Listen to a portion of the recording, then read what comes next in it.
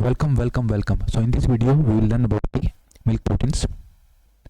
So let us first study about the basic about milk proteins. So what are proteins? Proteins are the polymers of the amino acids. We know that the proteins are the polymers of the amino acids. So if two amino acids in proteins, amino acids are linked by a peptide bond. So when carboxyl group of one amino acid, so this is amino acid. So we know that each and every amino acid is having one amino group, at least one amino group, at least one carboxyl group. The hydrogen atom will be there, and then there will be R group. Okay, so in amino acid we know that there is carboxyl group. So when carboxyl group of one amino acid link with the amino group of another amino acid, then one molecule of water get lost and a bond establishes which is known as the peptide bond. So here we can say the peptide bond. So again remember the definition of peptide bond. So peptide bond, when a carboxyl group of one amino acid link with the amino group of another amino acid, then one molecule of water get lost and the bond establishes which is known as the peptide bond. So proteins are the polymers of alpha amino acid. So here it is alpha amino acid. What do you mean by alpha amino acid? Alpha amino acid is that we know that the carboxyl group is there, so numbering will start from here. So this is alpha carbon atom. So proteins are the polymer of only alpha amino acids. So beta amino acid is if amino group is at the beta position, and if gamma amino acid beta amino group is a gamma position, then delta position, then epsilon position. So this is the numbering will start like this: alpha, beta, gamma, then you have delta, and then you have epsilon. So you know that epsilon lysine, like for example epsilon lysine is there. So proteins are the high molecular weight of polymers of the alpha amino acids. All the amino acids have alk configuration. What the meaning? Except glycine. So what do you meaning by alk configuration? So we know that in amino acid carbon atom is linked with the 4 different groups. So it is asymmetric. It is asymmetric. So in this case, if we call it that amino group, the L and D configuration is based on the position of the amino group. So if the amino group is on the left, then we will say that this is L configuration, and if the amino group is on the right hand side, then we will say that this is D configuration of the amino acid. Now in all the proteins are made up of the L amino acids only, except the glycine. Glycines, as we know that in glycine we have it is not asymmetric carbon. It is not having asymmetric carbon, so the asymmetry is there. So because R group in glycine is H only, so except glycine we have all the amino acids will have the L configuration only. The primary structure of the proteins consists of polypeptide chain of amino acid residues joined through peptide bonds. So these are linked by peptide bonds. Definition I already told you that one carboxyl group one amino acid link with the amino group of another amino acid, then one molecule of water get lost and a bond establishes which is known as the peptide bond. Now slides show the percentage of protein in different species. Like in human we have 0.9%, human milk we have 0.9% protein, in cow milk 3.2, sheep milk 4.6% protein, goat 3.2, rabbit is having a maximum here 13.9%, pig 4.8%, camel milk 3.6%, graze 11.2%. So we can say that the protein concentration varies in the milk from different species. Now amino acid, as already told you how to define, these are the organic compounds because they consist of carbon and hydrogen, and that contain amino group, is amine group, and then one carboxyl group will be there. At least one amino, one carboxyl group along with the alkyl group will be there, that is specific to each amino acid. So along with that there will be R chain, that it may be acidic, it may be basic, it may be neutral, as we will see in the coming slides. So these are some of the terms we will study. One is peptide bond. I will told you that peptide bond is a bond which is found within the carboxyl group of one amino acid and the amino group of another amino acid. Then the one molecule of water get lost and the bond establishes which is known as peptide bond. Peptide bond is the bond which is formed by the carboxyl group of one amino acid. When the carboxyl group of one amino acid link with the amino group of the another amino acid, then one molecule of water get lost and a bond establishes which is known as the peptide bond. Now coming to dipeptide. Dipeptide is formed to form amino acid, and it will have one peptide bond. It will have one peptide bond, whereas tripeptide is made up of three amino acids. Is made from 3 amino acids. Will have the 2 peptide bond. Tetrapeptide will have 4 amino acids, but will have how many peptide bonds? There will be 3 peptide bonds will be there. Okay, now coming to oligopeptide. Oligopeptide, we say that if peptides which are having 2 to 10 amino acids, then we will call that is a oligopeptide. Polypeptide, when the peptide is having 10 to 100 amino acids. So 10 to 100 generally we call it, or we say that the molecular weight is 1000, less than 1000 Dalton. then we will say that it is a or less than 10,000 Dalton. Then we will say that it is right. Okay, and protein have more than 100 amino acid, and also molecular weight is also greater than 10,000 Dalton. Okay, generally. So these are definition of oligopeptide. Oligopeptide is a peptide which is having 2 to 10 amino acids. Polypeptide is having 10 to 100 amino acids, and molecular weight is generally less than 10,000 Dalton. And whereas in the case of this protein, we have molecular weight is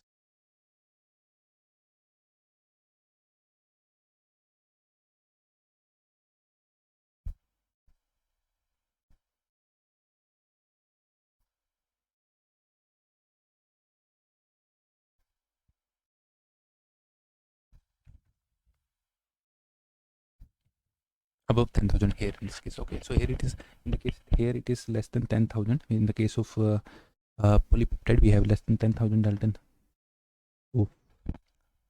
molecular weight, whereas in protein we have greater than 10,000 Dalton of molecular weight.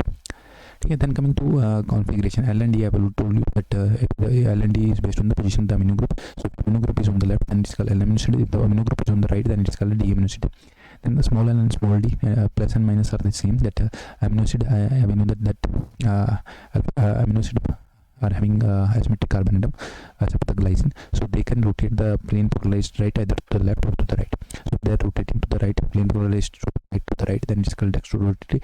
If they are rotating the plane polarized to the left, then it is known as levorotatory. So plus and minus are the same thing. And then coming to alpha, beta, and gamma. Alpha, beta, and gamma amino are based on the position of the amino group which is there. So if amino group is there in the alpha position of the amino acid, then it's called alpha amino acid. Beta position, then beta amino acid. Gamma position, then it is known as gamma amino acid, like gamma butyric acid. Okay, then coming to optically active and optically inactive. As already told that optically active amino acids are those which are having asymmetric carbon atom, and they can rotate the plane polarized right either to the left or to the right. So all the amino acids are optically active except one, which is the glycine. Glycine is the only amino acid which is optically inactive. Then coming to simple proteins and conjugated proteins. Simple proteins are those proteins which are only made up of amino acid, or they can be derived from the simple. They are the metabolites of the amino acids. They are formed of simple amino acid only. Wherein conjugated proteins, we have apart from proteinic substances, there are non-proteinic substances which are also attached to the proteins. Like these are called as prosthetic group. Prosthetic group. The proteinaceous part is known as the apoprotein, and then apoprotein plus prosthetic group is equal to the apoprotein. So prosthetic group will be there, and the apoprotein, which is the actual part of the protein, and prosthetic group, which is the non-protein part. And example of conjugated protein, say if a carbohydrate is attached to the protein, then it is known as you have glycoprotein. And if you have let's say phosphoric acid is attached to the protein, then it's known as phosphoproteins. In case of lipoproteins, you have phospholipid or cholesterol as the prosthetic group, whereas in nucleoproteins you have nucleic acid as the prosthetic group. In chromoproteins you have metallic prosthetic group, which gives color to the protein. So these are the examples of your conjugated proteins. So I'm again repeating, glycoproteins will have carbohydrates, phosphoproteins will have phosphoric acid as the prosthetic group, lipoproteins will have the cholesterol or phospholipids as the prosthetic group. In nucleoproteins you will have the nucleic acid as the prosthetic group. In chromoproteins you will have the metallic prosthetic group, which will give color to the proteins, and that is why they are called the chromoproteins. So these are the examples. Okay, now next there are terms written as globular protein and the this fibrous protein. That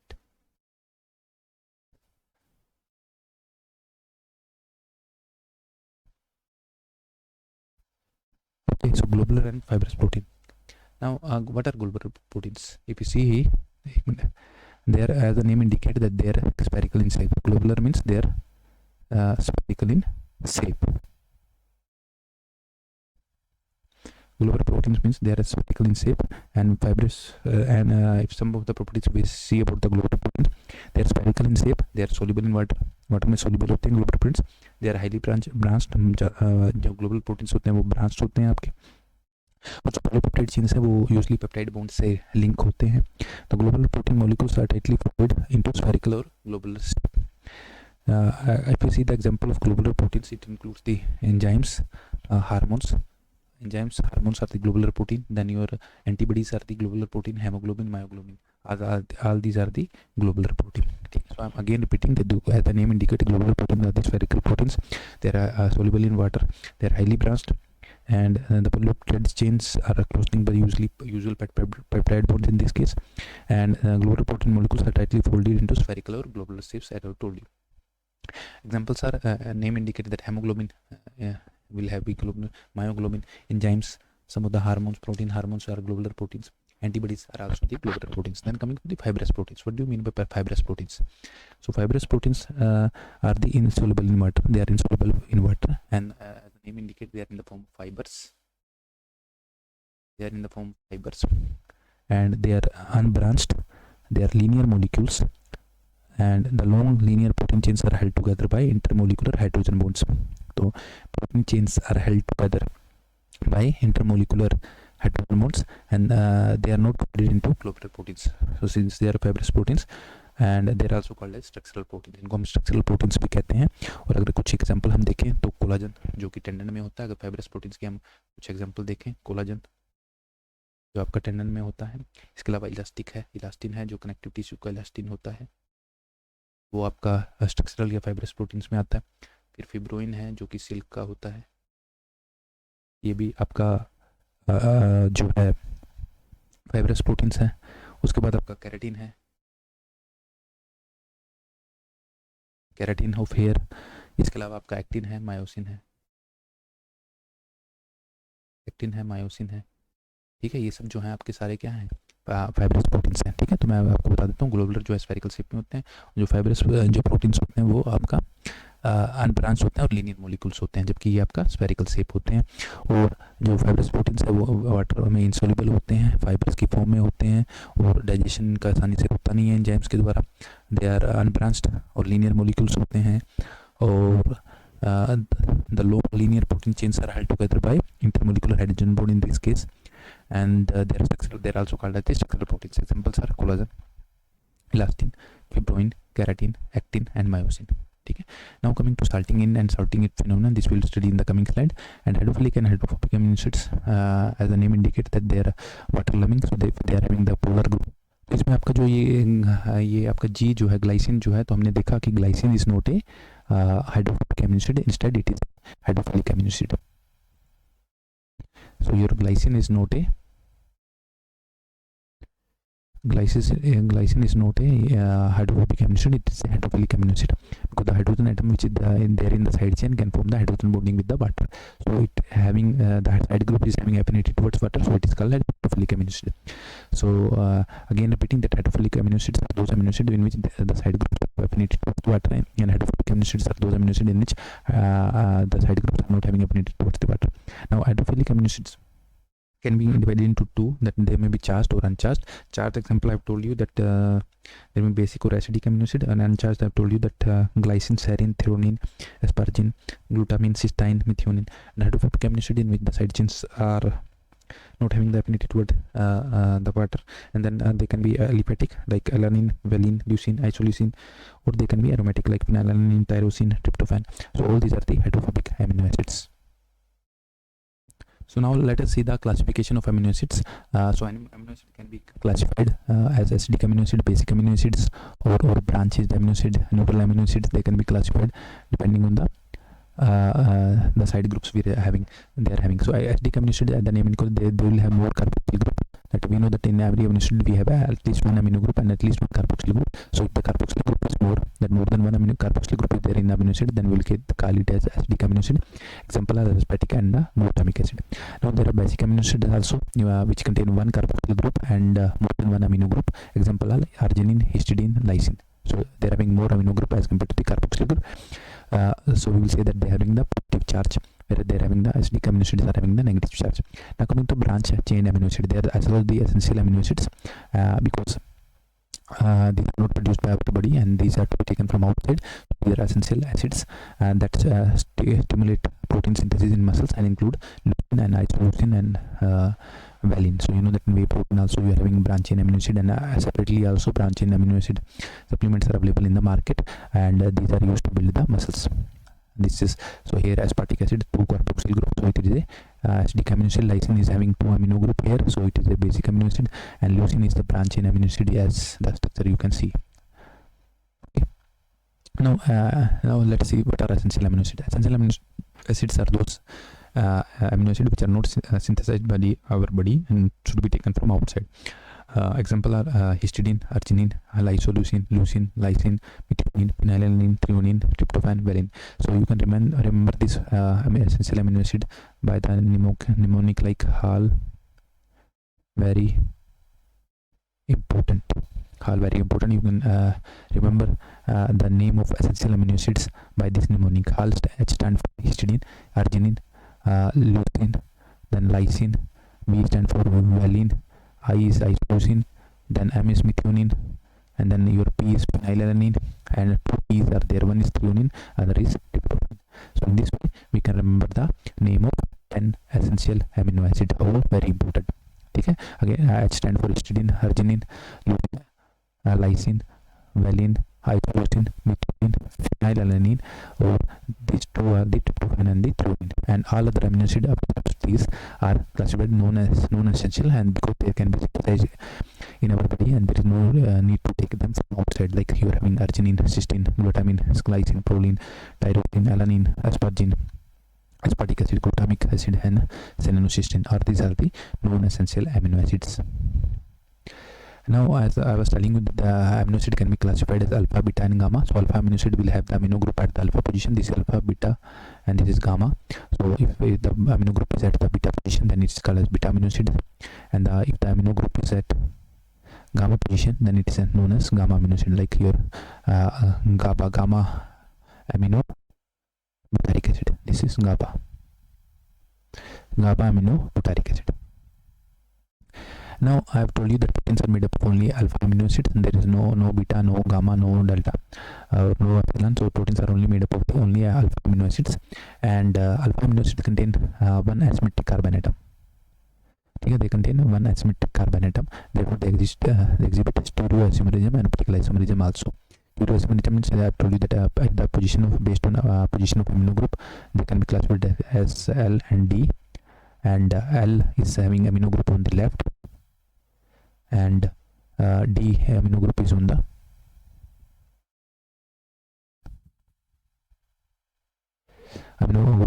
right. This is amino acid can exist as either D isomer or L isomers. Now amino acid is present on the amino group is present on the right hand side of alpha carbon in D amino acid. So as indicated here is the alpha. D in D amino acid we have the amino group on the right side, and in L amino acid we have the amino group on the left hand side. So glycine only amino acid that is having no asymmetric carbon atom. So because in R group in glycine is H hydrogen atom only, so it is not having the asymmetric carbon atom, asymmetric carbon atom, and hence no stereomers. Whereas there are amino acids like threonine, isoleucine, hydroxylysine, hydroxyproline. They have two asymmetric carbon atoms, so hence 4 stereoisomers. Okay, so they are having 2 asymmetric carbon. That means 2 power 2, that is equal to 4 stereoisomers are possible for them. So proteins are made up of only L isomers of alpha amino acids. So L isomers will be there in nature. Proteins are made up of L isomers and also of the alpha amino acids. So only 20 amino acids are used to synthesize proteins, and all other proteins are synthesized from this 20 amino acids. So these are known as the standard amino acids. These are known as the standard amino acids. These are used to synthesize the proteins of the biological system. But there are non-standard amino acids. Beside the 20 standard amino acids, some other L alpha amino acids are also found in human beings. and these are either intermediates or products of various metabolic pathways. So these are either the intermediates or products of various metabolic pathways. So known as standard alpha amino acids are homoserine, homocysteine, dihydroxyphenylalanine, monoiodotyrosine, monoiodotyrosine, triiodotyrosine, tetraiodotyrosine, ornithine, citrulline. And this is argininosuccinic acid. So all these are the known standard amino acids. Because why these are called known standard? Because they are found in human beings, but they are not forming the part of the proteins. Beside the 20 standard amino acids, some other alpha amino acids are also found in human beings, and they are either the intermediate or product of the various metabolic pathways. Examples are shown on the slide. They are not forming the part of the proteins. Now continuing the classification of amino acids. So amino acid with alpha side chains are shown on the slides. So continuing the classification of amino acids. So amino acid with aliphatic side chain, we can see that glycine is having hydrogen atom, and side that methyl group is there in case of alanine. So valine group is having this as the R chain, and your lysine is having this as the R chain. Isoleucine again, this is the isoleucine, this is the R chain. So there are one letter code which is given by UPAC at the International Union of Pure and Applied Chemistry. So one letter code is to be remembered for any amino acid. Then when we are going for sequencing of amino acid in a protein, so these are represented by single letter. So glycine single letter code is G, alanine A, valine V, leucine L, and isoleucine L. So simply these are the aliphatic amino acid, and mnemonic you can learn it by Gavli, GAVLI. That is glycine, alanine, valine, lysine, or isoleucine. Okay, so this amino acid with aliphatic side chain. Then amino acid with the side chains having hydroxyl groups. Hydroxyl group amino acid containing amino acids are the serine, one letter code is S, and threonine, one letter code is T. So here also hydroxyl group is there, and here also hydroxyl group is there. So CHOH, CH3 is the side R chain, and then these are the hydroxyl group containing amino acids, and their one letter code is also shown on the slide. Then amino acid which contains sulfur in their side chain, example is the cysteine and methionine. So we can see that sulfur is there in their side chain. So cysteine is 11 letter code is C, and methionine 1 letter code is M. So you see the structure here, CH2, CH2S, CH3. Then amino acid with side chain having acidic groups over their amides. So acidic group, I told you that 2 carboxyl groups are there, aspartic acid, and then glutamic acid you have the 2 carboxyl groups there. These are the acidic amino acids. And here also if amide group is there, then it's called as asparagine and glutamine. So if this carboxyl group is this hydroxyl group is replaced by amide group, so this will be this will be called as asparagine. Asparagine is the amide form of the aspartic acid, and glutamine is the amide form of the glutamic acid. Asparagine is the amide form of the aspartic acid, and glutamine is the amide form of the glutamic acid. Okay, so amino acid with side chain having acidic groups or their amides. So aspartic acid 1 letter code is D, and glutamic acid 1 letter code is E. See, this is entirely different. So this to remember, the glutamic acid is having 1 letter code as E, and aspartic acid is having 1 letter code as D. Asparagine, if you see that 1 letter code is N, and glutamine 1 letter code is Q. So then coming to amino acids with the side chains having basic groups of their amides. So basic groups means there will be having the more than 2 amino groups. This is the structure of arginine. So we can see the 1 amino group, 2 amino group. So this is the structure of arginine, and then 1 letter code is R. Then we have lysine, again 2 amino group will be there, and 1 carboxyl group is there. So lysine 1 letter code is K. So these are to be remembered. For competitive exam, this is very important. 1 letter code as given by UPAC is very important. Then coming to the histidine. Histidine is also having 2 amino group. Here 1 amino group is there, here another amino group is there. So this is again a basic amino acid, and 1 letter code is H. Now coming to amino acids with side chains containing aromatic ring. So aromatic ring is there in the case of phenylalanine. Is F, you can remember by phenylalanine. Then you have tyrosine. That tyrosine Y, you can remember that Y is there here. So one letter code is Y. And tryptophan, you can remember by the word by letter code W. So this one letter code is W. Phenylalanine uses CH2 and phenyl group is there. Tyrosine CH2 phenyl group along with that one hydroxyl group is there. And tryptophan you have the indole group. In tryptophan we have which group is called the indole group. Then coming to amino acid. Amino acids are having they're having NH group in their structure. So these are called amino acid, and example is proline.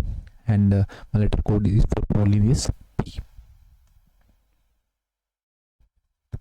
Then we know that also that two cysteine residues in protein may be linked to their sulfhydryl group to form a cysteine residue. So here we can, this is one cysteine and this is another cysteine, and these two combine with the disulfide bond here,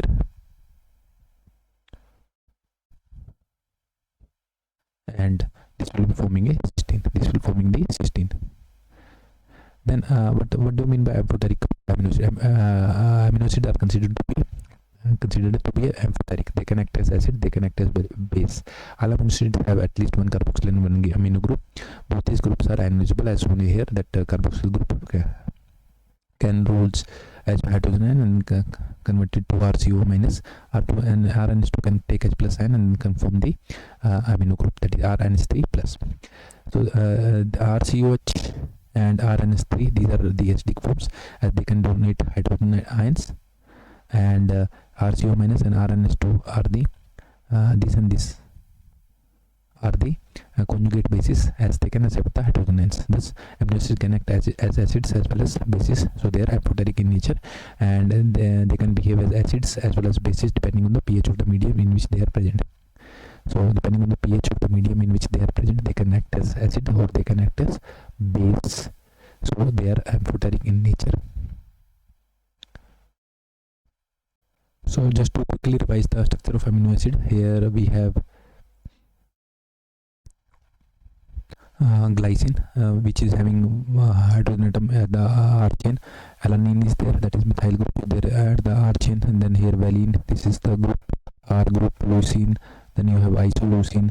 These are I have told you that this is nothing but the Gowli. Okay, so these are the aliphatic amino acid. Then the serine, hydroxyl group containing amino acid. Threonine, again hydroxyl group containing amino acid. Cysteine, sulfur containing amino acid. Methionine, again sulfur containing amino acid. Aspartic acid is acidic amino acid, negative charge amino acid. 2 carboxyl group acidic amino acid. Then asparagine again is a basic amino acid with 2 amino groups are there. Glutamine is again a acidic amino acid. Glutamic acid again acidic amino acid. Lysine basic, arginine basic amino acid. Then histidine is aromatic amino acid. Then we have proline, which is a amino group containing amino acid. Amino group containing amino acid. Phenylalanine is there, aromatic. Tyrosine, hydroxyl group containing amino acid. And then tryptophan is there, in which we have the indole group. Phenylalanine. Histidine, we have the imidazole group. Imidazole group is there in the histidine.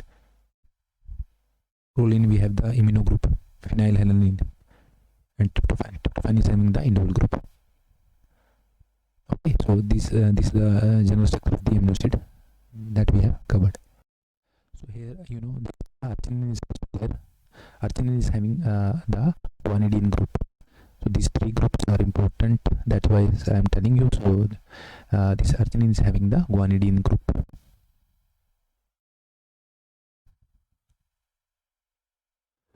Guanidine group. Okay, so arginine is having the guanidine group, histidine is having the imidazole group, and tryptophan is having the indole group. So these three types of group generally these are asked. Let us now see the structure of proteins. So proteins are having generally 4 types of structure, which is one is primary structure.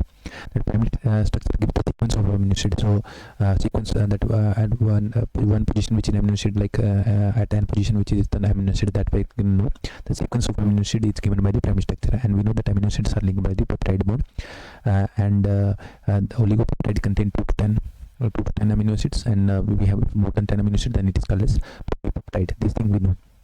And in this mainly the peptide bond is known, and sometimes we have the disulfide bonding also. Sometimes we have the disulfide bonding also in this case.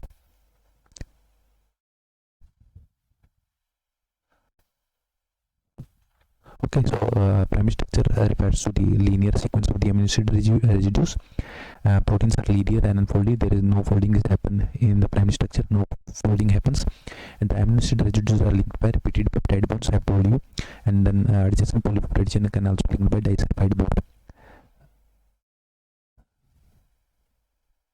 Okay, so in this disulfide bond is possible, and most of the structural proteins which are in the form of fibers exhibit pyramid structure, like fibrin of milk, fibrin of silk exhibit pyramid structure. Now coming to the strength structure. So if amide group of amino acid link with the fourth carboxyl group of the fourth amino acid, and then by hydrogen bonding, then the cooling of the pyramid structure of proteins take place, and we have the bonding secondary structure formation. So most of the times the secondary nature which occur in nature is of alpha right-handed alpha helix.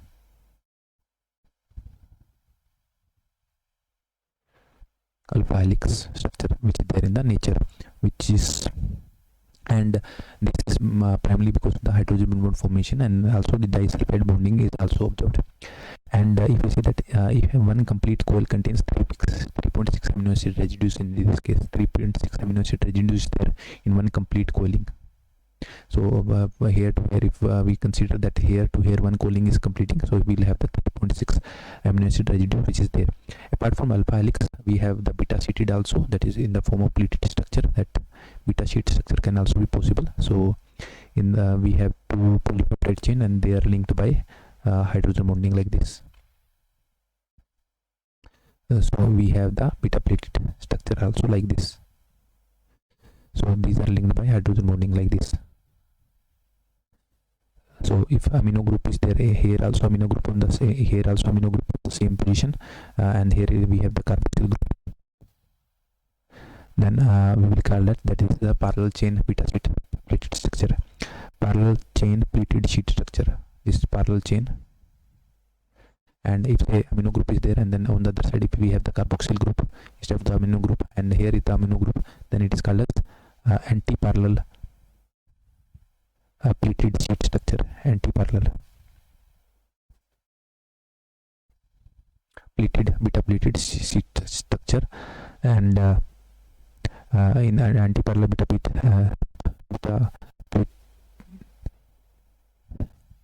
anti-parallel chain pleated sheet structure, we have the 2 chains are in the opposite direction.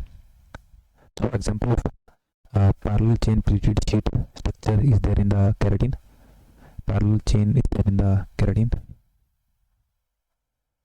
and anti-parallel chain pleated sheet structure is there in the fibrin of silk. Okay, now coming to tertiary structure. So alpha secondary structure can be alpha helix also, can be beta sheeted structure also, and if in beta sheet we have 2 polypeptide chain that are linked by hydrogen bonding, and if they are running in the same direction, that is amino group are on the same side, then we'll that it is called as the parallel chain pleated sheet, and if they are running in the opposite direction, then we'll call it anti-parallel chain pleated sheet structure. Example is fibrin, and parallel chain example is keratin. Now coming to tertiary structure. Now if what happens is that if further cooling of this alpha helix happens, then we will have the tertiary structure of proteins. And if you see the virtual bond are involved in this tertiary structure, so they mostly it can be hydrophobic bonds, it can be ionic bond, hydrogen bond, disulfide bonds. So 4 types of bonds which are possible. So as per this again what type of bonds, that disulfide, ionic bond, hydrogen bond, and then also the hydrophobic bond which are possible. and which result in the further cooling of the secondary structure of the proteins, resulting in the production of the tertiary structure of the proteins. And this is exhibited by only one polypeptide chain. So only one polypeptide chain will give. Now tertiary structure is attained by global proteins, and global proteins is having the tertiary structure, and secondary helical structure is folded to a globular ellipsoidal shape, that is spherical shape will be forming. Both have told you that bonds mainly involve disulfide ionic hydrogen and hydrophobic bonding.